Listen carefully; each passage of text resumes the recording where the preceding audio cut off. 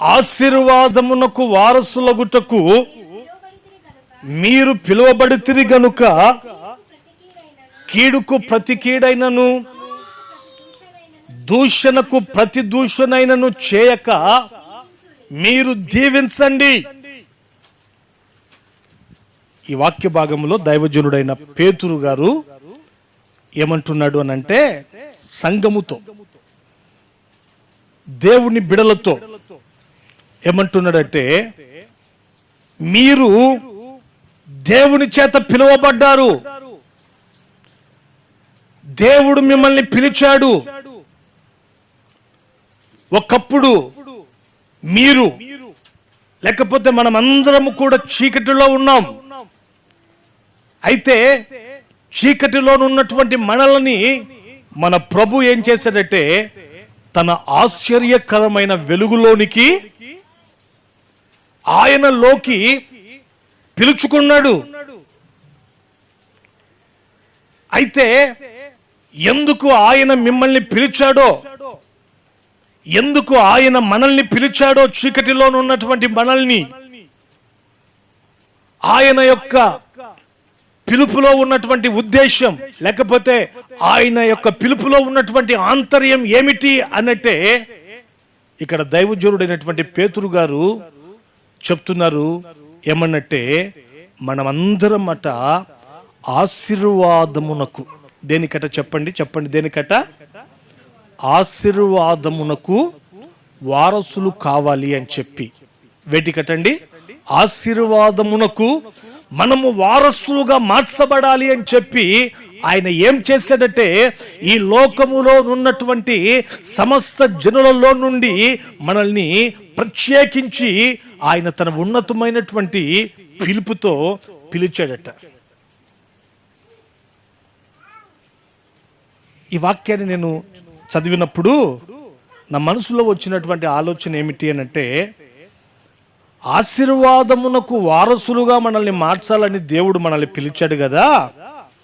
అయితే ఏ ఆశీర్వాదాన్ని ఏ ఆశీర్వాదానికి వారసులుగా మనం మార్చబడాలి అని చెప్పి దేవుడు మనల్ని పిలిచాడు? ఏ ఆశీర్వాదాన్ని దేవుడు మనకు ఇవ్వాలి అని చెప్పి ఈ లోకములో ఉన్నటువంటి సమస్త జనులలో నుండి ఆయన మనల్ని ప్రత్యేకించుకున్నాడు అని చెప్పి ఆలోచన చేస్తూ నేను ఆ దిశగా దేవుని వాక్యాన్ని ధ్యానించినప్పుడు చూడండి, దేవుడు ఏ ఆశీర్వాదాన్ని మనకు ఇవ్వాలని పిలిచాడో బైబిల్లో గలతీ పత్రికలో అపోస్తుడైనటువంటి పౌలు గారు ఒక చక్కటి విషయాల్ని తెలియచేస్తాడు. చదవండి బైబిల్లో. అది ఏంటంటే గలతీయులకు రాసినటువంటి పత్రిక 3వ అధ్యాయం 13వ వాక్యాన్ని చదువుతారు. చూడండి స్వాతి, చదవమ్మా. ఆత్మను గూర్చినటువంటి వాగ్దానము విశ్వాసము వలన మనకు లభించున్నట్లు. చూడండి, ఈ మాటను మీరు నోట్ చేసుకోండి. అబ్రహాము పొందినటువంటి ఆశీర్వాదము క్రీస్తు యేసు ద్వారా అన్యజనులై ఉన్నటువంటి మనకు కలుగునట్లు క్రీస్తు మన కోసము శాపమై మనలను ధర్మశాస్త్రము యొక్క శాపము నుండి విమోచించడట. చూడండి, మొదటిగా మనం చదువుకున్న యొక్క వాక్య భాగంలో అపోస్తలుడైనటువంటి పేతురు అంటున్నారు ఏమన్నట్టే, ఇదిగో మీరందరూ కూడా పిలువబడ్డారు, దేవుడు మిమ్మల్ని ఆయనలోకి పిలుచుకున్నాడు. ఎందుకు అన్నట్టే టు ఇన్హెరిటెన్స్ ది బ్లెస్సింగ్స్, ఆశీర్వాదమునకు మనల్ని వారసులుగా చేయాలి అని. అయితే ఏ ఆశీర్వాదమునకు వారసులుగా చేయాలని దేవుని యొక్క ఉద్దేశం, ఏ ఆశీర్వాదానికి మనల్ని వారసులుగా చేయాలని దేవుడు ఆలోచన చేస్తున్నాడు అనంటే, చూడండి ఈ గలతీ పత్రికలో ఇప్పుడు చదువుకున్నటువంటి ఆ యొక్క వాక్య భాగములో అపోస్తుడైనటువంటి పౌలు గారు అంటున్న మాట ఏంటంటే, అబ్రహాము పొందినటువంటి ఆ యొక్క ఆశీర్వాదం అట.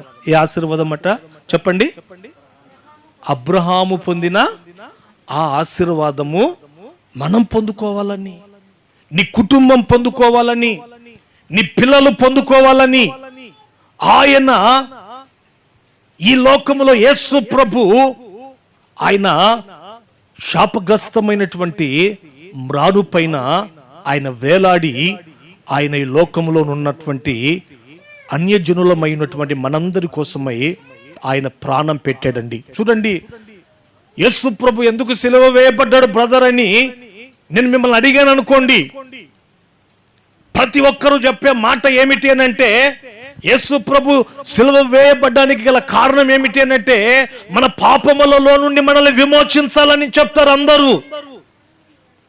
అయితే ఈ పత్రికలో, ఈ గలతీ పత్రికలో దైవజనుడైనటువంటి పౌలు గారు గలతీ సంఘముతో ఆయన అంటున్నటువంటి మాట ఏమిటి అని అంటే, కేవలము ఈ లోకములో నున్న మన పాపములు పరిహరించబడేటట్లుగా మాత్రమే యేసు ప్రభు ఈ లోకములో ఆయన తన ప్రాణాన్ని పెట్టలేదు. కానీ ఈ వాక్యం ఏమని చెప్తుందంటే, ఆయన ప్రాణం పెట్టుటలో ఆయన యేసు ప్రభు ఈ లోకములో ఆయన తన ఆఖరి రక్తపు బొట్టును ఈ లోకములో చిందించుటకు గల కారణం ఏమిటి అని అంటే, ఈ వాక్యం ఏమని చెప్తుందంటే, పౌలు అంటున్నాడు, అబ్రహాము పొందినటువంటి ఆ ఆశీర్వాదాల్ని మనం పొందుకోవాలి అని చెప్పే ఆయన దీని నిమిత్తం కూడా ఆయన ఈ లోకములో ఆయన మన కోసం ప్రాణం పెట్టాడండి. హల్లెలూయా, హల్లెలూయా. మనకు తెలిసిన విషయం ఏంటంటే, యేసు ప్రభు ఎందుకు మరణించాడు సిలువలో అని అంటే, పాపాలు పరిహరించబడేటట్లు, మనం చేసినటువంటి కర్మ పాపాలన్నీ కూడా పరిహరించబడేటట్లు ఆయన బలయ్యాడని అని మనం అనుకుంటున్నాం. అయితే అది వాస్తవమే. గాని చూడండి, ఇంకొక విషయం ఏమిటి అని అంటే, కేవలం మన పాపములు పరిహరించబడటం మాత్రమే కాదు, కానీ ఆయన మన నిమిత్తమై తన ప్రాణాన్ని పెట్టాడు అని అంటే, అబ్రహాము పొందినటువంటి ఆ యొక్క ఆశీర్వాదాల్ని మనం పొందుకోవాలి అని చెప్పి. ఏంటండి అబ్రహాం పొందినటువంటి ఆశీర్వాదాలు? చెప్తారు ఎవరైనా?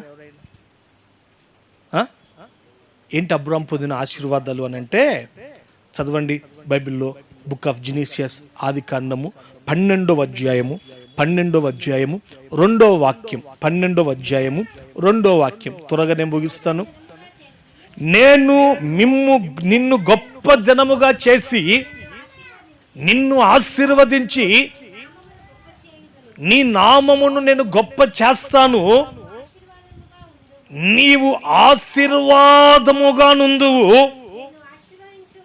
నిన్ను ఆశీర్వదించిన వారిని నేను ఆశీర్వదించదను, నిన్ను దూషించు వానిని నేనేం చేస్తానంటే శపించి వేస్తాను అంటున్నాడు. చూడండి, అబ్రహాము ఏ ఆశీర్వాదాన్ని పొందాడు? మనం క్రిస్టియన్స్ ఏమో అబ్రహాము అని అంటాం, ముస్లిమ్స్ వచ్చేసరికి ఇబ్రహీం అని అంటారు. చూడండి, అబ్రహాము ఏ ఆశీర్వాదాన్ని పొందాడు దేవుని ద్వారా అనంటే, అబ్రహాము దేవుని ద్వారా ఏ ఆశీర్వాదాన్ని పొందాడు అని అంటే, చూడండి అక్కడ 12వ అధ్యాయంలో ఇప్పుడు మనం చదువుకున్నాం కదా, 2వ వాక్య భాగంలో ప్రభు అబ్రహాముతో ఏమంటున్నాడంటే, నిన్ను నేను గొప్ప జనముగా చేస్తాను. కొట్టండి గట్టిగా చప్పట్లు, చెప్పండి కొట్టండి గట్టిగా, నిన్ను నేను గొప్ప జనముగా చేస్తాను, నీ నామమును నేను గొప్ప చేస్తాను, నీవు ఆశీర్వాదకరంగా ఉంటావు, నిన్ను ఆశీర్వదించు వారిని నేను ఆశీర్వదిస్తాను. చూడండి, అబ్రహాము ఎలాంటి ఆశీర్వాదాన్ని పొందాడు దేవుని ద్వారా అని అంటే, అబ్రహాము నామం దేవుడు ఏం చేశాడంటే గొప్ప చేశాడు. అబ్రహాము యొక్క నామమును దేవుడు గొప్ప చేశాడు. తర్వాత అతన్ని ఆశీర్వదించడం మాత్రమే కాదు, గాని అతనిని అనేకులకు ఆశీర్వాదకరంగా మార్చాడు. ఈ రోజున చూడండి, ఈ ప్రార్థనకి ఇక్కడికి వస్తున్నటువంటి కుటుంబాల పట్ల నా యొక్క ఆలోచన ఏంటో తెలుసా? నా యొక్క ఆలోచన ఏంటంటే, ఒక సేవకులుగా మేము ఎలాంటి ఆలోచన కలిగి ఉంటాము అని అంటే,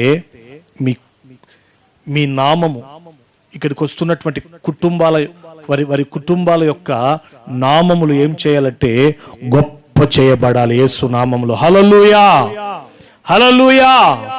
ఇక్కడికి వస్తున్నటువంటి విశ్వాసుల యొక్క వాళ్ళ పేర్లు వారు ఉంటున్నటువంటి ఆ ప్రాంతములో గొప్ప చేయబడాలి. చూడండి, కొంతమంది ఉంటారు, వాళ్ళ ఇంటి పక్కన వాళ్ళకి తెలియదు,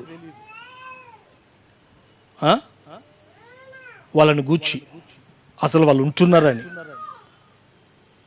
అలా ఉండకూడదు. నీ ఉంటున్నటువంటి ప్రాంతములో నీ పేరు గొప్ప చేయబడాలి. హల్లెలూయా, హల్లెలూయా. ఇంకా అదేనా అనంటే, అబ్రహామును దేవుడు ఆశీర్వదించడం మాత్రమే కాదు గాని అనేకులకు ఆశీర్వాదకరంగా అబ్రహామును నిలువబెట్టాడు దేవుడు.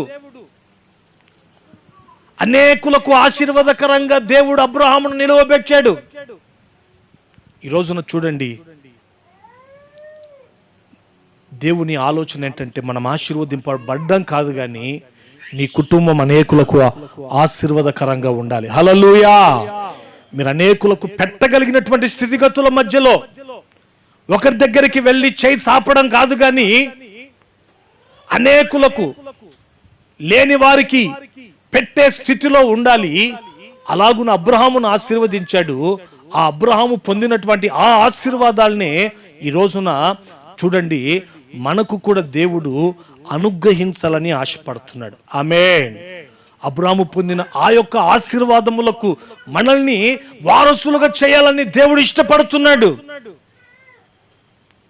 ఎంతమందికి కావాలండి అబ్రహాము పొందిన ఆ ఆశీర్వాదాలు? కావాలన్న వాళ్ళు కుడి చేతిని ఎత్తి చూపించాను గట్టిగా. హల్లెలూయా. నా పేరు గొప్ప చేయబడాలండి పాస్టర్ గారు. మా ఇంటి పక్కన ఉన్నోడికే తెలీదు నేను ఫలానా వ్యక్తి అంటే, అతడు చాలా మంచివాడు అని చెప్పి నా పేరు గొప్ప చేయబడాలి, నేను ఆశీర్వదించబడ్డం మాత్రమే కాదు నేను అనేకులకు ఆశీర్వాదకరంగా ఉండాలి అని చెప్పి ప్రతి ఒక్కరికి ఉంటుంది. హల్లెలూయా, హల్లెలూయా. అయితే ఈ మన జీవితంలో ఈ ఆశీర్వాదానికి వారసులుగా, అబ్రహాము పొందిన ఆశీర్వాదమునకు వారసులుగా ఉండుటకు పిలువబడినటువంటి మనం ఆ ఆశీర్వాదాల్ని మనం పొందుకోవాలి అని అంటే మన జీవితంలో మనకి ప్రాముఖ్యంగా 3 ప్రాముఖ్యమైన అనుభవాలు ఉండాలి. ఎన్ని అనుభవాలు ఉండాలండి? 3 ప్రాముఖ్యమైన అనుభవాలు ఉండాలి. పిలువబడ్డ సంగతి వాస్తవమే. ఏంటి అనంటే ఆశీర్వాదానికి వారసులుగా ఉండుటకు మనం పిలువబడినటువంటి విషయము వాస్తవమే. ఏం వాస్తవమే చెప్పండి? ఆశీర్వాదమునకు వారసులుగా ఉండుటకు పిలువబడిన విషయము వాస్తవమే. పిలువబడ్డాం కాబట్టే ఈరోజున దేవుని సన్నిధిలో మనం ఉన్నాం. హల్లెలూయా. అయితే వాక్యం ఏమని చెప్తుంది అంటే, పిలుపు ఉంటే మనకు సరిపోదు. ఏముంటే సరిపోదు? పిలుపు ఉంటే సరిపోదు. పిలువబడినటువంటి నీవైనా, పిలువబడినటువంటి నేనైనా అబ్రహాము పొందినటువంటి ఆ యొక్క ఆశీర్వాదాల్ని పొందుకోవాలి అని అంటే పిలుపుతో కూడా మనకు ఏముండాలి అని అంటే దేవుని ఏర్పాటు ఉండాలి. ఏముండాలి? చేతులెత్తి గట్టిగా ఒకసారి హల్లెలూయా చెప్పండి. హల్లెలూయా, హల్లెలూయా, హల్లెలూయా. చూడండి, ఐగుప్తు దేశములో నుండి పాలు తేనెలు ప్రవహించేటువంటి కనాను దేశానికి పిలువబడినటువంటి వారు అనేకులు, లక్షల కాల్బలం. ఎంతమంది చెప్పండి? లక్షల కాల్బలం ఇశ్రాయేలు పిలుపు వచ్చినటువంటి వారు. ఐగుప్తు దేశంలో ఉన్న ఇశ్రాయేలులు దేవుని ద్వారా పిలువబడ్డారు. ఎక్కడికి అనంటే పరమ కానానికి. అయితే పిలువబడినటువంటి వీరందరూ కూడా కనాన్లో ప్రవేశించారా? మీకు బైబిల్ తెలియని విషయాలు ఏం లేవు. ప్రవేశించారా? ప్రవేశించలా. వారిలో అనేకులట ఆ అరణ్యములో ఆకులు రాలినట్లు రాలిపోయారు. పిలిచిన వెంటనే సంతోషంగా ఆనందయాత్ర, ఇది ఆత్మీయ యాత్ర, యేసుతో నూతన యెరూషలేము యాత్ర. ఎక్కడ పోతున్నావు? మా దేవుడు మమ్మల్ని కానానికి పిలిచాడు, మా మూలుగులను విన్నాడు, మా ఆర్తధ్వనిని ఆలకించి ఈ ఐగుప్తు యొక్క చెరలో నుంచి మమ్మల్ని విడిపించి మిక్కిలి మంచి దేశమైన పాలు తేనెలు ప్రవహించేటువంటి దేశమైన సంవత్సరాది మొదలుకొని సంవత్సరాంతం వరకు మా దేవుడైన యెహోవా కన్నులు ఉండే ఆ స్థలానికి, కొండలు లోయలు కలిగినటువంటి ఆ దేశానికి, సారవంతమైనటువంటి భూమి కలిగినటువంటి ఆ దేశానికి మమ్మల్ని దేవుడు పిలిచాడు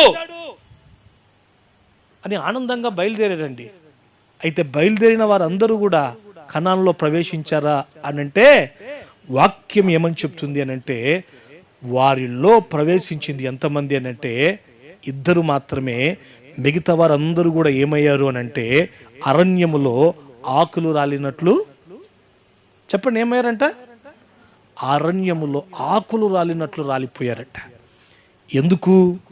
కారణం ఏమిటి అనంటే ఒకటే ఒక కారణం. ఏమిటి అనంటే వారికి పిలుపు అయితే ఉంది కానీ దేవుని ఏర్పాటు లేదు. ఈరోజున మనం కూడా పిలువబడ్డం ఆశీర్వదింపబడ్డానికే, అబ్రహాము పొందిన ఆశీర్వాదాల్ని అనుభవించేందుకే. అయితే ఆ ఆశీర్వాదానికి నీవు, నీ కుటుంబం, నీ పిల్లలు వారసులుగా మార్చబడాలంటే పిలుపుతో కూడా ఏముండాలంటే ఏర్పాటు అనేది చాలా ప్రాముఖ్యం. విందుకు పిలువబడ్డారు అనేకులు. మత్తయి సువార్తలో మీరు చదువుతారా మాటలు? చదవండి. మత్తయి సువార్త 22వ అధ్యాయం, మత్తయి సువార్త 22వ అధ్యాయం 14వ వాక్యం. 22:14. కాగా పిలువబడినటువంటి వారు అనేకులు, అయితే వారిలో ఏర్పరచబడినటువంటి వారు కొందరేనట. మనమందరం పిలువబడ్డం దేవుని చేత ఆశీర్వదింపబడేందుకు, మనం అనేకులకు ఆశీర్వాదకరంగా ఉండేందుకు. అయితే ఆ యొక్క ఆశీర్వాదానికి మనం యోగ్యులుగా మనం మార్చబడాలంటే మనకు కాలింగ్ ఉంటే సరిపోదు. మనకు కాలింగ్ తో కూడా, పిలుపుతో కూడా ఏముండాలని వాక్యం చెప్తుందంటే దేవుని యొక్క ఏర్పాటు నీ పట్ల, నీ కుటుంబం పట్ల, నీ పిల్లల పట్ల ఉండాలి. పిలువబడ్డారు అనేకులు, లక్షల కాల్బలము. అయితే ఆ ఆశీర్వాదాన్ని ఎవరు అనుభవించారు అనంటే యెహోషువ, తర్వాత నూను కుమారుడైనటువంటి కాలేబు, యెహోషువలు వారిద్దరు మాత్రమే అనుభవించారు. కారణం ఏంటంటే మిగతా వాళ్ళు ఎందుకు అనుభవించలేకపోయారు? ఆశీర్వాదానికి వారసులుగా ఎందుకు మార్చబడలేదు అనంటే వారికి పిలుపు అయితే ఉంది కానీ దేవుని ఏర్పాటు లేదు. కాబట్టి మన జీవితాల్లో కూడా దేవుడు మనల్ని పిలిచాడు, మనం ఆశీర్వదింపబడాలని, మన కుటుంబాలు ఆశీర్వదింపబడాలి అని. అప్పుల సమస్యలతో నలగాలని కాదు దేవుడు మనల్ని పిలిచింది. అనారోగ్యం చేత బాధపడాలని కాదు మనల్ని దేవుడు పిలిచింది. సమాధానము లేకుండా బ్రతకాలని కాదు దేవుడు మనల్ని పిలిచింది ఎందుకు అనంటే ఆశీర్వాదాన్ని మన ఇళ్ళల్లో, మన ఇంట్లో ఉండాలని, మనం అనుభవించాలని చెప్పి. అయితే ఆశీర్వాదాన్ని మనం అనుభవించాలంటే వాక్యం ఏమని చెప్తుందంటే పిలుపుతో కూడా ఏర్పాటు ఉండాలి. ఈ దేవుని ఏర్పాటు ఎప్పుడు మనకు కలుగుతుంది? దేవుడు మనల్ని ఆశీర్వదించాలంటే, మన జీవితంలో దేవుడు మనల్ని ఆశీర్వదించేందుకు ఆయన ఏర్పరచుకోవాలంటే మన జీవితంలో మనకు ఉండవలసిన కొన్ని అనుభవాలు నేను ఈ రోజున క్లుప్తంగా, ఇప్పుడు టైం 11 అయింది, కరెక్ట్గా 11:30కి ఆరాధన అయిపోతుంది. హల్లెలూయా, హల్లెలూయా. ఒక 3 విషయాలు క్లుప్తంగా నేను మీతో చెప్తాను, జాగ్రత్తగా మీరు ఆలకించండి. మొదటి విషయం, ఫస్ట్ పాయింట్. మొదటిగా అదే పేతురు మొదటి పత్రిక 3వ అధ్యాయం 9వ వాక్యం. అదే పేతురు మొదటి పత్రిక 3వ అధ్యాయం 9వ వాక్యం. ఆశీర్వాదమునకు వారసులగుటకు మీరు పిలువబడితిరి గనుక కీడుకు ప్రతి కీడైనను, దూషణకు మీరు ప్రతి దూషణైనను చేయక మీరు దీవించండి. ఏం చేయాలటండి? దీవించండి. చేతులెత్తి గట్టిగా ఒకసారి హల్లెలూయా చెప్పండి. హల్లెలూయా, హల్లెలూయా. చూడండి, మీకు అర్థమయ్యేటట్లు చెప్తాను. దేవుని మాటలు దృష్టి పెట్టండి, మనసు పెట్టండి. మొదటిగా మనం ఆశీర్వదింపబడాలంటే, దేవుని ఆశీర్వాదములకు వారసులుగా మార్చబడాలంటే మనకు ఉండవలసిన ఒక అనుభవం ఏమిటి అని అంటే, ఈ వాక్యం ఏమని చెప్తుందంటే, పేతురు అంటున్నాడు, ఆశీర్వాదమునకు వారసులుగా ఉండుటకు మీరు దేవుని చేత పిలువబడితిరి కాబట్టి కీడుకు ప్రతి కీడైనను, దూషణకు ప్రతి దూషణైనను చేయక మీరు ఏం చేస్తారు అనంటే, ప్రజలని దీవించండి. ప్రజలని మీరు దీవించండి. మిమ్మల్ని దూషించే వారిని కూడా, మిమ్మల్ని హింసించేటువంటి వారిని కూడా, మీ పట్ల విరోధమైనటువంటి మాటలు పలుకుతున్నటువంటి వారి పట్ల కూడా మీరు ఏం చేస్తారు అనంటే, మిమ్మల్ని దూషించేటువంటి వారికి ప్రతి దూషణ చేయకుండా మీరు ఏ అనుభవాల్లో మీ కుటుంబాలలో ఆశీర్వాదం ఉండాలంటే, మీ కుటుంబాలు అబ్రహాము పొందినటువంటి యొక్క ఆశీర్వాదాన్ని అనుభవించాలంటే, దూషణకు ప్రతి దూషణ చేయకుండా మీరు ప్రజల్ని దీవించే అనుభవంలో మీరు ముందుకెళ్ళండి అంటున్నాడు. చూడండి, ఈ రోజున అనేక కుటుంబాలలో దేవుని యొక్క ఆశీర్వాదం ఉండకపోవడానికి గల కారణం ఏంటో తెలుసా? ఎందుకో తెలుసా అండి? ప్రతి నిత్యం కూడా కన్నీళ్ళే వారి జీవితంలో అన్నపానాలుగా భుజించేవారు లేకపోలేరండి. ఎందుకని ఆశీర్వాదాన్ని వారు అనుభవించలేకపోతున్నారు? ఆశీర్వాదాన్ని నోచుకోవడానికి గల కారణం ఏమిటి అనంటే, ఒకటే ఒక కారణం. వాక్యం ఏమని చెప్తుంది అనంటే, చూడండి, దూషించే వారిని దీవించకపోవడమే. దూషించే వారిని ఏం చేయకపోవడం అండి? దీవించకపోవడమే. దూషణకు ప్రతి దూషణ అనేది చేసామనుకోండి, దూషించే వారిని మనం ఆశీర్వదించకుండా శపించామనుకోండి, మన ఇళ్లల్లో పొరపాటున కూడా ఆశీర్వాదం అనేది ఉండదు అని వాక్యం సెలవిస్తూ ఉంది. ఈ రోజున చూడండి, మన జీవితంలో మన రక్త సంబంధికులే, లేకపోతే మన ద్వారా ఎవరైతే మేలు పొందుకున్నారో వారు మనం చేసినటువంటి మేలుకు ప్రతిగా మనకు కీడు తలపెడుతూ ఉండొచ్చు. ఒక క్రైస్తవునికి ఉండవలసినటువంటి ఒక శ్రేష్టమైన లక్షణం ఏమిటి అనంటే, నిన్ను బాధ పెట్టే వారిని శపించడం కాదు, నిన్ను బాధ పెట్టే వారిని దీవించే అనుభవంలో నీవు ఉంటే నీ కుటుంబంలో ఏముంటుందంటే దీవెన, ఆశీర్వాదం ఉంటుంది. హల్లెలూయా, హల్లెలూయా, హల్లెలూయా, హల్లెలూయా. చూడండి, కొంతమంది పిల్లలు ఏదైనా కాస్త మాట వినకుండా ఉన్నారనుకోండి, వెంటనే నోరు తెరిచి పిల్లల్ని ఏం చేస్తూ ఉంటారు? శపిస్తూ ఉంటారు. పిల్లల్ని, నువ్వు దేనికి పనికి రావురా అనొచ్చు ఆ మాటలు మనము? చెప్పండి, మీరు మాట్లాడాలి కదా. నేనేం పోలీస్ కేసు పెడతాను మీ మీద?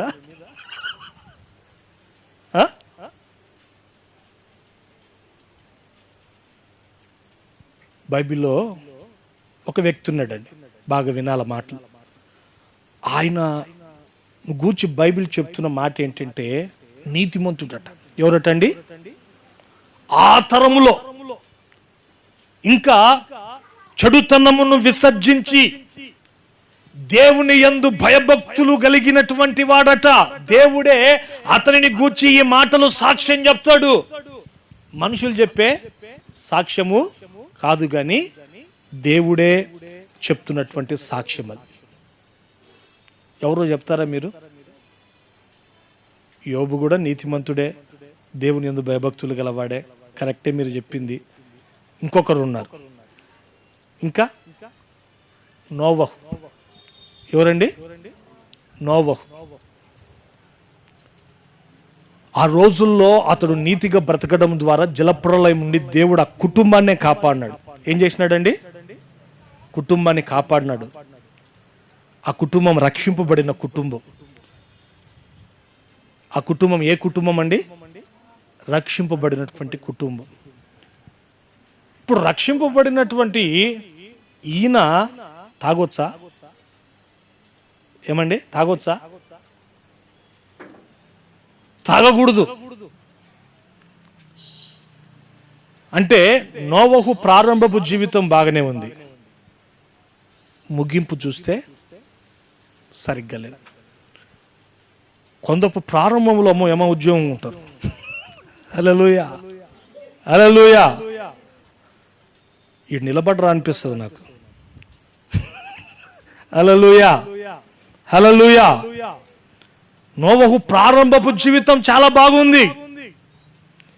అయితే రక్షింపబడిన తర్వాత రోజులు గడిచే కొద్దీ భక్తిలో కాస్త అయ్యగారు ఏమైనాడంటే కాస్త ముదిరిపోయినాడు. బెండకాయ ముదిరింది కదా, ముదురుతుంది కదా. లోకంలో కూడా సామెత ఉంది ఏంటంటే, బెండకాయ ముదిరినా బ్రహ్మచారి ముదిరినా. భక్తిలో ముదిరిపోయి ఇంకా అయ్యగారి వ్యవహారం ఎంతవరకు వచ్చిందంటే ఫుల్లుగా తప్ప తాగి ఇంట్లో తన ఒంటి మీద బట్టలు ఉన్నాయా లేవా కూడా తెలియటువంటి స్థితిలో తాగి పడుకున్నాడట. రోజు పెద్ద కొడుకున్నాడు. అని పేరు ఏం పేరంటే కన్నాను. ఏం పేరండి? కన్నాను. ఇంట్లోకి వచ్చి చూస్తే తాగి ఒంటి మీద బట్టలు లేకుండా పడిపోయినాడు. ఈడేం చేయాలి? దరిద్రుడు అని చెప్పి ఏదైనా దుప్పటి తీసుకు అట్లా ఇచ్చి అంటే బాగుండేది. కానీ అలా చేసినాడా అంటే అలా చేయలేదు. బయటకు వచ్చి మా నాన్న తప్ప తాగి ఇంట్లో బట్టలు లేకుండా పడిపోయాడు అని వాళ్ళ నాయన మీద సెటైర్లు వేసినాడు. అంతలో ఇంకా 2 కుమారులు ఉన్నారు, షేము, యాపేతు. వాళ్ళు ఏం చేశారంటే జ్ఞానంగా దుప్పటి తీసుకొచ్చి వాళ్ళ నాన్న మీద వేసి, తర్వాత వాళ్ళ నాన్న మత్తులో నుండి బయటకు వచ్చిన తర్వాత, నాన్నా నువ్వేమో ఈ విధంగా తప్ప తాగి పడిపోయావు, ఇదిగో వాడు ఉన్నాడు కదా కానాను, తెలియక వాడు అలా చేశాడు, నువ్వు తాగుడు మానేనానా ఎందుకని చెప్పారండి. చెప్పిన తర్వాత, ఒరే ఇంతగా నేను అవమానపరచబడ్డానే ఈ తాగుడు ద్వారా అని ఈ నోవహు ఏం చేయాలి? దేవుడు భయంకరమైన జలప్రలయం నుండి నన్ను తప్పించి కాపాడితే కృతజ్ఞత లేకుండా నేను ఇంతగా దిగజారిపోయానేంటి ఆత్మీయతలో అని చెప్పి అతడు తన బ్రతుకును మార్చుకోవాలా? మార్చుకోవాలి. అయితే మార్చుకోకపోగా ఈ నోవహు ఏం చేశాడంటే, మీరు ఇంటికి వెళ్ళిన తర్వాత చరిత్ర మీరు చదవండి, ఆ కనానుని పిలిచి కనానుని ఏం చేశాడంటే శపించినాడట. ఏం చేసినాడట అండి? శపించినాడట. శపిస్తే చూడండి, కనానుకు పెండ్లయింది, కనానుకు పిల్లలు పుట్టారు. కనాను యొక్క సంతానంను గురించి మీరు బైబిల్లో చూడాలనుకుంటే ఆది కాండంలో మీరు చూడగలుగుతారు, 10వ అధ్యాయంలో 15వ వాక్య భాగంలో. అయితే అతనికి పుట్టినటువంటి పిల్లలు, అతని సంతానం అంతా కూడా ఏమైపోయిందంటే, తన తండ్రి శపించుట ద్వారా అది ఏమైపోయింది అనంటే శాపగ్రస్తం అయిపోయిందట. ఏమైతుందటండి? చెప్పండి ఏమైందట? శాపగ్రస్తమైందట.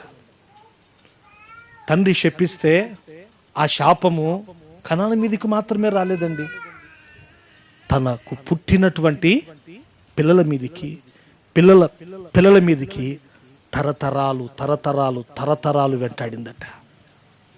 తను అనుకోని ఉన్నాడు, నేనంటే నా శాపం ఫలిస్తుంది అని. ఏదో ఆవేశంలో వాడు ఇలా చేస్తాడని చెప్పి అన్నాడు. తద్వారా చూడండి శాపగ్రస్తమైపోయింది కనాను యొక్క ఫ్యామిలీ. బైబిల్లో చూడండి ఆ కుటుంబానికి ఎవరు వియ్యం పొందాలన్నా, ఏం పొందాలన్నా ముందుకు రారు. ఫర్ ఎగ్జాంపుల్గా మీరు చూడండి, అబ్రహాము తన కుమారుడికి పెళ్లి చేయాలనుకున్నాడా? కుమారుని పేరు ఏం పేరు? ఇస్సాకు. ఏమంటాడో తెలుసా? చదవండి బైబిల్లో ఆదికాండం 24వ అధ్యాయం. చాలా లోతైన విషయాలు ఇవన్నీ కూడా. ఎందుకంటే మీ కుటుంబాలన్నీ ఆశీర్వదింపబడాలన్న ఆశ. హల్లెలూయా.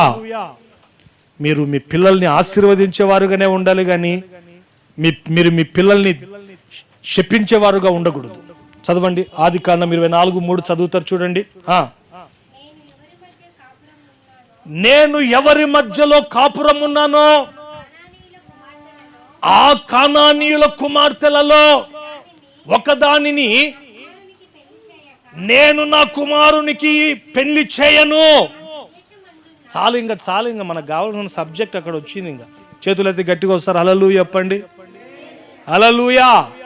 కొడుకుకి పెళ్లి వయసు వచ్చింది. ఇస్సాకుకి పెళ్లి వయసు వచ్చినప్పుడు చూడండి తను అంటున్నాడు, తన ఇంటనున్నటువంటి పెద్ద దాసుడైనటువంటి ఎలియాజర్ని పిలిచి ఏమంటున్నాడంటే, ఇదిగో నేను ఎవరి మధ్యలో ఉంటున్నానంటే కనానీయుల మధ్యలో ఉంటున్నా. నా కొడుకుకి మాత్రం కనానీయులతో వివాహం నేను చెయ్యను. ఎందుకు అనంటే కర్స్ ఆ కుటుంబం మీద ఏముందంటే వాళ్ళ పితరుల శాపం అనేది ఉంటుంది. ఒకవేళ నా కొడుకు నుంచి పెళ్లి చేస్తే వాడికి పుట్టే సంతానం మీద ఏముంటుంది? శాపం ఉంటుంది. కాబట్టి ఎలియాజరు నువ్వు వెళ్ళు, నీకు ముందుగా దేవుడు ఒక దూతను పంపి నా కుమారునికి కావలసినటువంటి యజమానురాలుని దేవుడు సిద్ధం చేస్తాడు అని చెప్తున్నట్లు మనం చూస్తున్నామండి. చేతులెత్తి గట్టిగా వస్తారు. హల్లెలూయా చెప్తారా? హల్లెలూయా, హల్లెలూయా. కాబట్టి ఈ రోజున మన జీవితాలలో ఎవరిని కూడా మనం ఏం చేయకూడదంటే శపించకూడదండి. ఎవరిని కూడా, మన పిల్లల్ని కానీ మనకు కీడు చేసిన వాళ్ళనే కానీ మనం ఏం చేయాలంటే దీవించాల. ఏమండి పాస్టర్ గారు, కీడు చేసిన వాళ్ళని కూడా దీవించాలని అంటారు. మీరు దీవించాల. ఎందుకు అనంటే ఒకవేళ మనం దీవించకుండా శపించామనుకో, మనము శపించామనుకో ఏం జరుగుతుందో తెలుసా? బైబిల్లో ఒక మర్మం మీకు చెప్తాను, మీరు వినండి. మత్తయి సువార్త చదవండి. మత్తయి సువార్త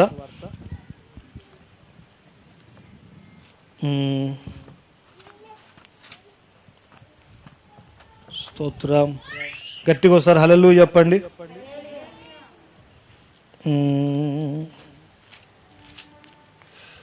10వ అధ్యాయం 11వ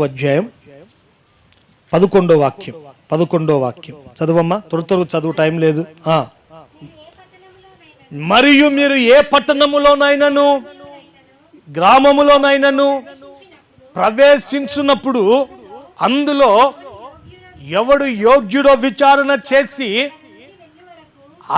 ఏంటమ్మా అక్కడ నుండి మీరు వెళ్ళేంత వరకు అతని ఇంటనే మీరు బస చేసి ఆ ఇంటిలో ప్రవేశించుచు ఆ ఇంటి వారికి మీరు ఏమని చెప్పమంటున్నాడు అండి? చెప్పండి ఇప్పుడు. ఏమని చెప్పమంటున్నాడు? అందరూ చెప్పాలి నోలు తెరిచి. ఆ ఇంటి వారితో ఏమని చెప్పమంటున్నాడు? శుభమని. అంటే ఒక మాటలో చెప్పాలంటే యేసు ప్రభు తన శిష్యులతో ఏమంటున్నాడంటే, మీరు ఏ ఇంట వెళ్ళినా, మీరు ఏ పట్టణములో అడుగుపెట్టినా, మీరు ఏ గ్రామములో అడుగుపెట్టినా ఆ ఇంటి వారితో, ఆ గ్రామముతో, ఆ పట్టణముతో మీరు పలకవలసిన మాట ఏంటంటే, మీకు శుభము కలుగును గాక, మీకు శుభము కలుగును గాక అని ఆశీర్వాద వచనమే మీరు పలకాలంటున్నాడు అని మరలా ఏమంటున్నాడంటే యేసు ప్రభు బాగినాల వాక్యము ఏమంటున్నాడంటే, మీరు ఆశీర్వాదం అనే ఆ యొక్క వచనం పలికినప్పుడు ఆ ఇల్లు యోగ్యమైనదైతే ఆ ఇంటికి ఆ ఆశీర్వాదం అనేది ఆ ఇంటికి వస్తుంది అని మళ్ళీ ఏమంటున్నాడో తెలుసా? ఒకవేళ ఆ ఇల్లు అయోగ్యమైనదైతే ఏమైతే అండి?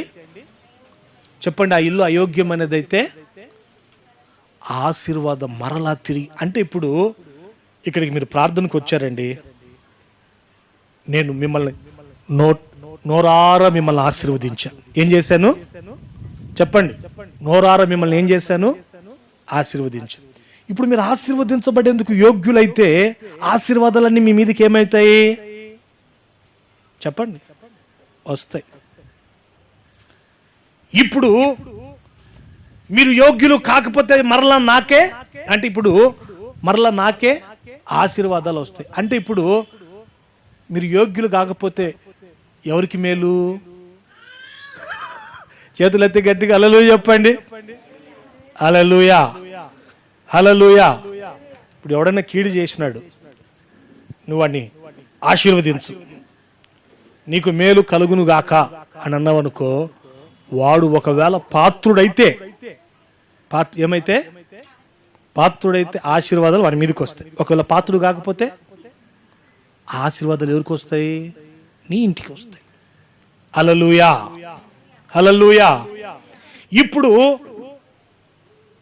ఆశీర్వాదములోనే అదే పద్ధతి, శాపములోనైనా అదే పద్ధతి. ఎవరినైనా ఒకరిని శపించామనుకో, ఆ శాపాన్ని పొందుటకు వాడు యోగ్యుడైతే ఆ శాపం వారి మీదకి వస్తుంది. వాడు యోగ్యుడు కాకపోతే ఎవరి మీదకి వస్తుంది చెప్పండి? ఎవరి మీదకి వస్తుంది? మన మీదకి వస్తుంది. అంటే దీన్ని బట్టి మనము ఈరోజు ఈ ఆదివార ఆరాధనలో నేర్చుకోవాల్సిన విషయం ఏంది? అందరినీ ఏం చేయాలి? నేను తిడుతున్నా, నీ మీద బూతులు మాట్లాడుతున్నా, God bless you brother, God bless you sister. ఏమైంది ఈమెకి? ఒకప్పుడు నోరు తెరిస్తే బంగాళాఖాతమే, ఇంతకి ఈమెనేనా లేకపోతే ఇంకకి ఎవరైనా అనేటట్లు మన జీవితాలు యేసు నామమున మార్చబడాలండి. హల్లెలూయా, హల్లెలూయా, హల్లెలూయా. ఆశీర్వాదమునకు వారసులుగా మార్చబడాలంటే మొదటిగా మనకు ఉండవలసిన ఒక లక్షణం ఏమిటి అంటే ప్రజల్ని దీవించే స్థితిలో ఉండాలి. పేతురు అంటున్నాడు ఏమన్నంటే, ఆశీర్వాదమునకు వారసులుగా ఉండుటకు మీరు పిలువబడితిరి కాబట్టి పిలువబడినటువంటి మీరు కీడుకు ప్రతి కీడైనను దూషణకి ప్రతి దూషణైనను చేయకుండా ప్రజలను మీరు దీవించండి.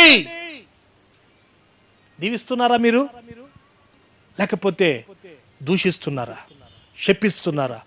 ఇది మొదలుకొని మీ నోట దీవెన మాటలు ఉండునుగాక.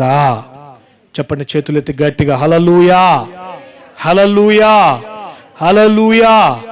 చూడండి బైబిల్లో ఇంకొక మాట నేను చెప్పి ముగిచ్చేస్తున్నా నా సందేశాన్ని. ఆదికాండం 39వ అధ్యాయం. నోట్స్ ఉన్నవారు రాసుకోండి. సబ్జెక్ట్ మంచి సబ్జెక్ట్స్ ఇవన్నీ కూడా గొప్ప గొప్ప దైవ సేవకుల దగ్గర మేము పరిచర్య చేస్తూ నేర్చుకున్న అనుభవాలండి. ఈ రోజున మేము ఇంత ఆశీర్వాదకరంగా ఉన్నామంటే దానికి కారణం ఏంటో తెలుసా? నేర్చుకున్న అనుభవమే మా జీవితాన్ని పరిమళింపజేస్తా ఉంది. హల్లెలూయా. మీరు కూడా నేర్చుకోండి, దాని ప్రకారంగా జీవించండి, మీ కుటుంబాలు పరిమళ వాసనగా ఉంటాయి. హల్లెలూయా, హల్లెలూయా. ఆదికాండం 39:5 చదువుతారు చూడండి. అతడు తన ఇంటి మీదను తనకు కలిగిన అంతటి మీదను అతనిని విచారణకర్తగా నియమించిన కాలం మొదలుకొని యెహోవా యోసేపు నిమిత్తము ఆ ఐగుప్తుని యొక్క ఇంటిని ఏం చేసిండు?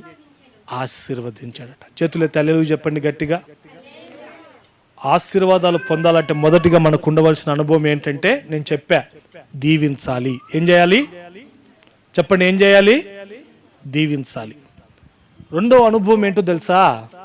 రెండవ అనుభవం ఏమిటంటే ఇప్పుడు చదువుకునే ఒక వాక్య భాగంలో మనం చూస్తే ఒక బానిసగా ఒక వ్యక్తి అమ్మబడ్డాడు ఒక దేశానికి.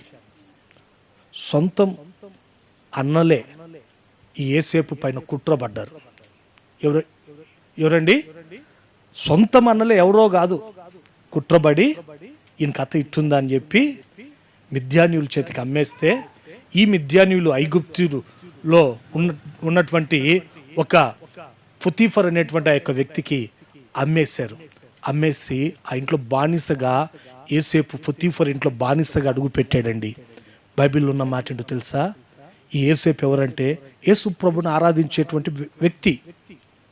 ఈ పొతీఫర్ ఎవరంటే విగ్రహారాధికుడు. చూడండి, విగ్రహారాధికుడైన ఆ ఇంట్లో యేసు ప్రభుని నమ్ముకున్నటువంటి ఈ యేసేపు అడుగు పెడితేనట, ఈ యేసేపును బట్టి ఈ పొతీఫర్ యొక్క ఇంటిని, అతని పనినంతటిని కూడా ఆశీర్వదించినట్లుగా లేఖనాల్లో మనం చూస్తా ఉన్నాం. అంటే చూడండి, ఆ పొతీఫర్ విగ్రహారాధుని యొక్క ఇంటిలో దేవుని ఆశీర్వాదం ఉండుటకు గల కారణం ఏమిటి అనంటే యేసేపు ఆ ఇంట్లో ఉండటం ద్వారా. హల్లెలూయా, హల్లెలూయా. యేసు ప్రభుని నమ్ముకున్నటువంటి యేసేపు ఆ ఇంట్లో ఉండుట ద్వారా పొతీఫర్ యొక్క ఇల్లు దీవింపబడిందట. ఇక నేను చెప్పాలనుకుంటున్న విషయం ఏంటంటే, యేసేపు ఆ ఇంట్లో ఉంటే ఆ విగ్రహారాధకుని ఇంటి మీదకి దీవెన ఎందుకు వచ్చింది? విచిత్రంగా లేదు? కారణం ఏంటంటే, ఇప్పుడు చదువుకున్న యొక్క వాక్య భాగంలోనే రాయబడిన మాట ఏంటంటే, యేసేపుకు ఎవరు తోడై ఉన్నాడు అనంటే యేసయ్య తోడై ఉన్నాడట. కొట్టండి చప్పట్లు గట్టిగా, గట్టిగా గట్టిగా గట్టిగా గట్టిగా గట్టిగా గట్టిగా. అలా ఉందా అక్కడ? లేదా? ఉందా లేదా? అది ఎక్కడ చూస్తామంటే ఆదికాండం 30వ అధ్యాయంలో మనం చూస్తాం యేసేపుకు తోడై ఉండడం. అంటే చూడండి, ఈ రోజున రెండవదిగా మన జీవితాల్లో మన కుటుంబాలు దీవింపబడాలంటే రెండవదిగా మనకు ఉండవలసిన అనుభవం ఏంటంటే దేవుడు మనకు తోడై ఉండాలి. ఎవరు మనకు తోడై ఉండాలి? చెప్పండి, ఎవరు మనకు తోడై ఉండాలి? దేవుడు మనకు తోడై ఉండాలి.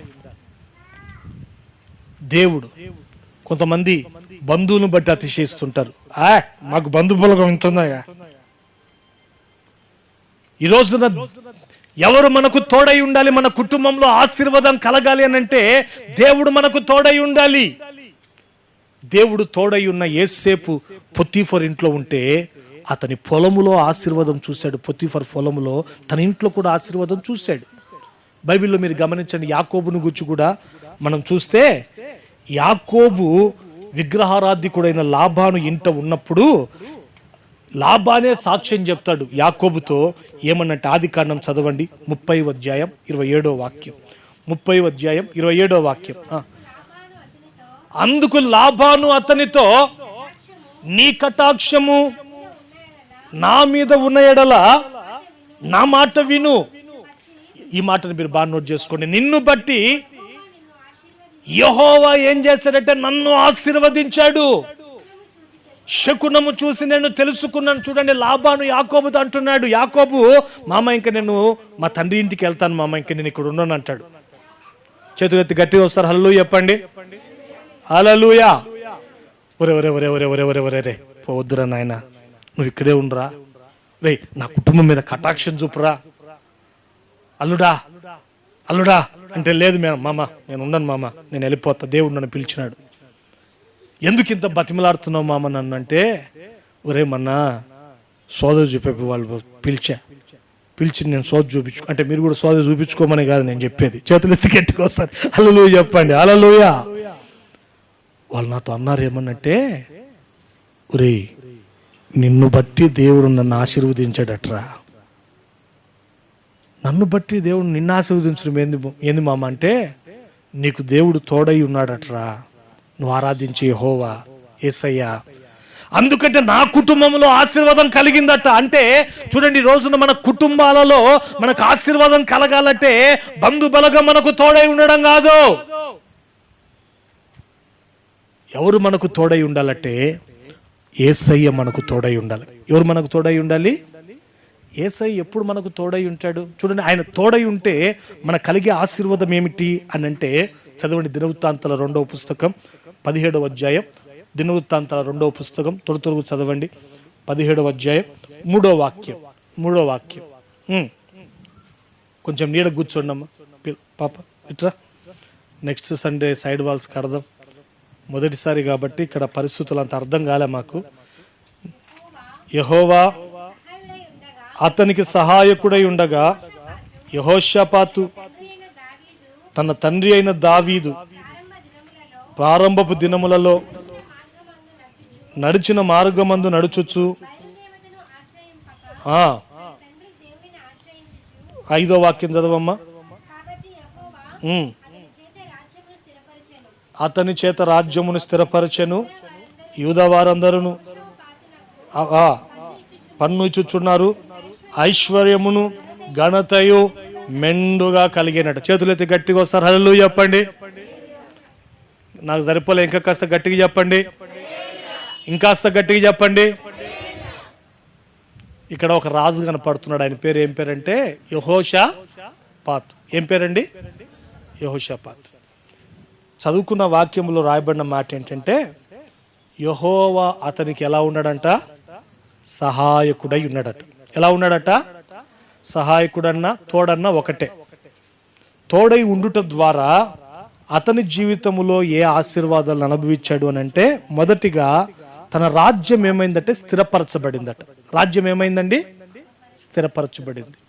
నీ కుటుంబం స్థిరపరచబడాలి. ఆమేనండి. నీవు చేస్తున్న ఉద్యోగములు నీవు స్థిరపరచబడాలి. హల్లెలూయా. చేస్తున్న ఉద్యోగాలలో మీకు ప్రమోషన్లు రావాలి యేసు నామములో. హల్లెలూయా, హల్లెలూయా, హల్లెలూయా. ఇంకా అతని రాజ్యం స్థిరపరచబడ్డ మాత్రమే కాదు కానీ శత్రువులు వచ్చి అతనికి పన్ను కడుతున్నారట. ఇంకా అంత మాత్రమే కాదు కానీ అతనికి ఏం కలిగిందంటే ఐశ్వర్యం కలిగిందట, ఇంకా ఘనత కూడా మెండుగా కలిగిందట. అంటే ఇక్కడికి వస్తున్నటువంటి మీ కుటుంబాలన్నీ కూడా దరిద్రులుగా ఉండకూడదు. ఇక్కడికి వస్తున్న మీ కుటుంబాలన్నీ కూడా ఐశ్వర్యవంతులుగా మార్చబడాలి యేసు నామములో. హల్లెలూయా చెప్పండి గట్టిగా, హల్లెలూయా. మెండుగా ఘనత మీకు కలగాలి. ఏం కలగాలండి? మెండుగా ఘనత కావాలన్నా వద్దా? చెప్పండి. ఐశ్వర్యం కావాలన్నా వద్దా? మీ ఉద్యోగాలు స్థిరపరచబడి ఉద్యోగాలలో ప్రమోషన్లు కావాలన్నా వద్దా?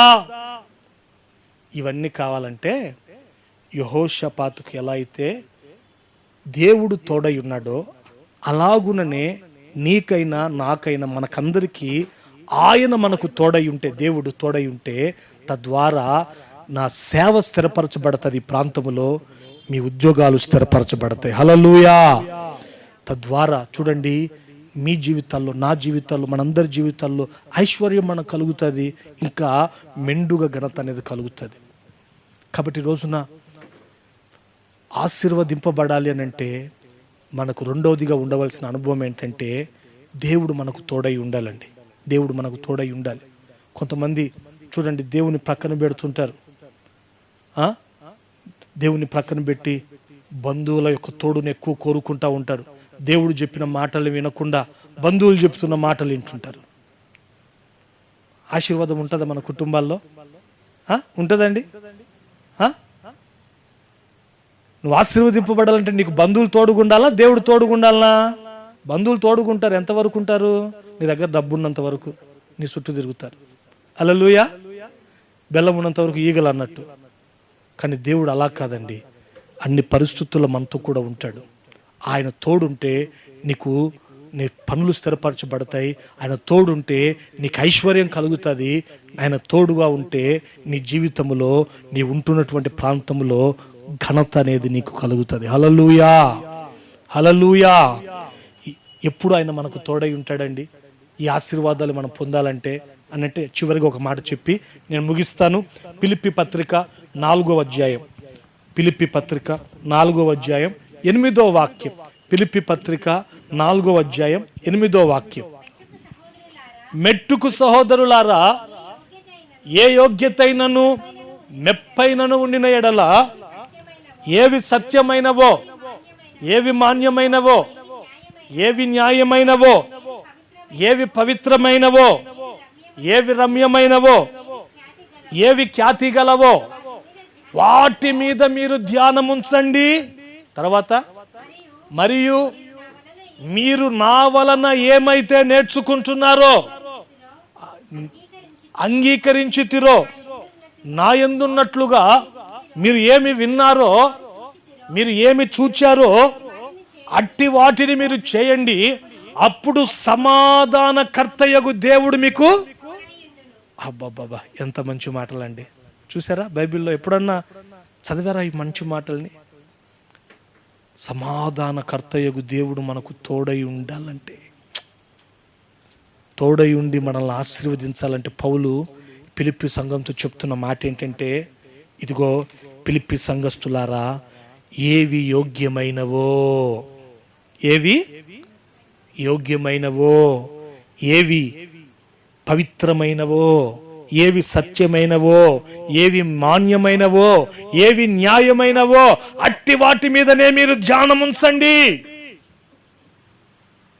ఈ రోజున చూడండి, మన జీవితాల్లో మన ధ్యానం వేటి మీద ఉంటుంది? పవిత్రమైన వాటి మీద నీవు ధ్యానం ఉంచుతున్నావా?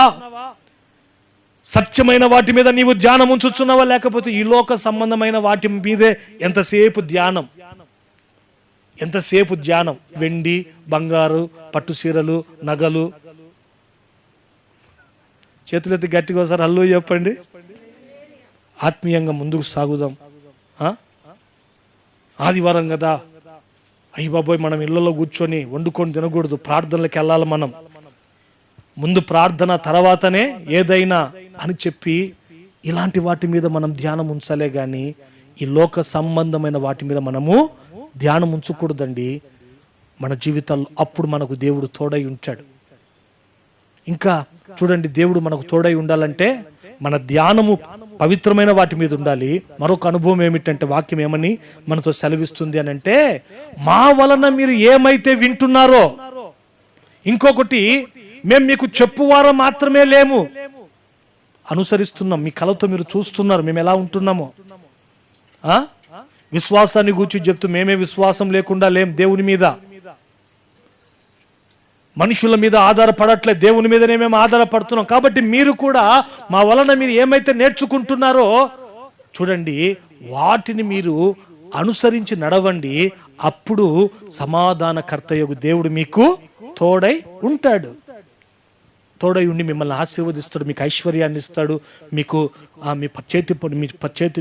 మీ యొక్క చేతి పనులు స్థిరపరచబడతాయి, తర్వాత మీకు ఘనత అనేది కలుగుతుంది అంటున్నాడు. హల్లెలూయా, హల్లెలూయా. కాబట్టి చూడండి, మన జీవితాల్లో మనము ఆశీర్వాదానికి వారసులుగా ఉండుటకు దేవుని చేత పిలువబడ్డాం. పిలువబడినటువంటి మనకు పిలుపు ఉంటే సరిపోదు, వారసులుగా మార్చబడాలంటే దేవుని ఏర్పాటు ఉండాలి. దేవుని ఏర్పాటు ఉండాలంటే మొదటిగా మనకు ఉండవలసిన ఒక శ్రేష్టమైన అనుభవం ఏమిటి అని అంటే, దీవించే అనుభవము. ఏ అనుభవం అండి? కాబట్టి ఈరోజు ఆరాధనకు వచ్చారు, ఇది మొదలుకొని మేము దీవిస్తామని చెప్పండి దేవునితో అందరూ. యేసయ్యా, మా శత్రువులను కూడా, మాకు కీడు చేసే వాళ్ళను కూడా మేము దూషించక, మేము శపించక, మేము ఆశీర్వదిస్తాము. ఆశీర్వదించే అనుభవం మనలో ఉండాలి. రెండవ అనుభవం ఏమిటి అని అంటే, దేవుడు నీకు తోడై ఉండాలి. ఎవరు తోడై ఉండాలండి? దేవుడు నీకు తోడై ఉండాలి. ఈరోజు నుంచి మీ ప్రార్థనలో మీకు ఉండవలసిన ఒక విజ్ఞాపన ఏంటో తెలుసా? యేసయ్యా, నాయనా, ఎవరున్నా నాతో కూడా, ఎవరు లేకున్నా నీవు నాకుంటే చాలు ప్రభువా, నీవు నాకుంటే చాలు ప్రభువా, నాయనా నీవు నాకు కావాలి ప్రభువా, నాతో కూడా ఉండు నాయనని ఈ ప్రార్థన మన నోటు ఉండాలండి. ఎందుకు అనంటే, యెహోషాపాతుకు దేవుడు సహకారుడై ఉన్నాడట. అతన్ని రాజ్యము స్థిరపరచబడింది, అతనికి ఐశ్వర్యం కలిగింది, అతని జీవితంలో మెండుగా ఘనత కలిగింది. ఆమేన్, ఆమేన్. దేవుడు తోడై ఉన్నాడంటే, ఉండాలంటే మన జీవితంలో మన ధ్యానం ఈ లోక సంబంధమైన వాటి మీద కాదు, పవిత్రమైన వాటి మీద ధ్యానం ఉండాలి, సత్యమైన వాటి మీద ధ్యానం ఉండాలి. ఇంకొకటి, సేవకులు మనకి ఏదైతే నేర్పిస్తున్నారో, సేవకులు ఏదైతే మనకు నేర్పిస్తున్నారో వాటిని అనుసరించి మనం నడిపించబడినప్పుడు నిశ్చయంగా మనం ఆశీర్వాదానికి వారసులుగా మార్చబడతాం. హల్లెలూయా, హల్లెలూయా, హల్లెలూయా. ఇంకా 2 విషయాలు ఉన్నాయి, సమయం అయిపోయింది కాబట్టి నేను ముగిచ్చేస్తున్నా. వచ్చే ఆదివారం కూడా సరిగ్గా 10 గంటలకు ప్రారంభమవుతుంది, 11:30కి ఆరాధన ముగించబడుతుంది. ఈరోజు ఒక 5 నిమిషాలు కొంచెం ఎక్కువైంది, దయచేసి ఏమనుకోవద్దండి. తల వంచండి, ప్రార్థన చేసుకుందాం. అందరం తల వంచండి, ప్రార్థన చేసుకుందాం. తల వంచండి, ప్రార్థన చేసుకుందాం. ఏదో వచ్చాము పోయాం కాదు, ప్రార్థనకి దేవునితో నీ తీర్మానం చాలా ప్రాముఖ్యమైంది. అయ్యా, నేను శపించను నాయన, ఇది మొదలుకొని నేను దీవిస్తాను ప్రభువా. తెలుసో తెలియకో ఇంతకాలం తండ్రి నేను శపించాను ప్రభువా. అయితే ఇది మొదలుకొని నేను దీవిస్తాను నాయన, దీవిస్తాను ప్రభువా. నా నోట దీవెన మాటలే ఉంటాయి కానీ శాపాలు ఉండవు ప్రభువా. నా పిల్లల్ని అలాగే నాకు కీడు చేసిన వారిని కూడా నేను దీవిస్తాను ప్రభువా. తీర్మానంతో ప్రార్థన చేసుకో, తీర్మానంతో ప్రార్థన చేసుకో, తీర్మానంతో ప్రార్థన చేసుకో, తీర్మానంతో ప్రార్థన చేసుకో. శాపాలు మన నోట ఉండకూడదు, శాపాలు మన నోట ఉండకూడదు. అందరూ తీర్మానంతో ప్రార్థన చేసుకో. శాపాలు మన నోట ఉండకూడదు, దూషణ మాటలు మన నోట రాకూడదు. రెండవది వాక్యం ఏమని సెలవిస్తుందో తెలుసా? దేవుడు నీకు తోడుగా ఉండాలి. నీవు నాకు తోడుగా ఉండు ప్రభువా, నీవు నాకు సహాయకుడవై ఉండు నాయన.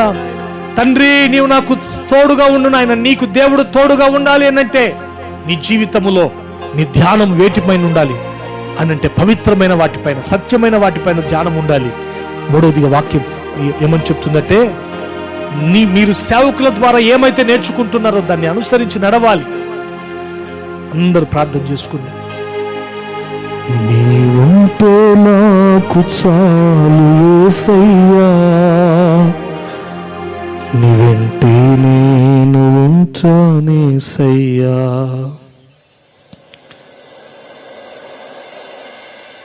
నీవుంటే నాకు చాలు యేసయ్యా,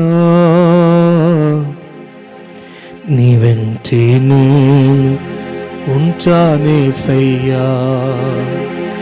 నీ మాట చాలయ్యా, నీ చూపు చాలయ్యా, నీ తోడు చాలయ్యా, నీ నీడ చాలయ్యా. నీ మాట చాలయ్యా, నీ చూపు చాలయ్యా, నీ తోడు చాలయ్యా, నీ నీడ చాలయ్యా. నీ ఉంటే యేసయ్యా, నీ వెంటే నేను ఉంటానేసయ్యా. ఎవరొద్దయ్యా, నీ ఉంటే చాలు, నీ ఉంటే నాకు చాలు యేసయ్యా, నీ వెంటే నేను ఉంటానేసయ్యా. నీ మాట చాలయ్యా, నీ చూపు చాలయ్యా, నీ తోడు చాలయ్యా, నీ నీడ చాలయ్యా. నీ మాట చాలయ్యా, నీ చూపు చాలయ్యా, నీ తోడు చాలయ్యా, నీ నీడ చాలయ్యా. నీ ఉంటే నాకు చాలు యేసయ్యా,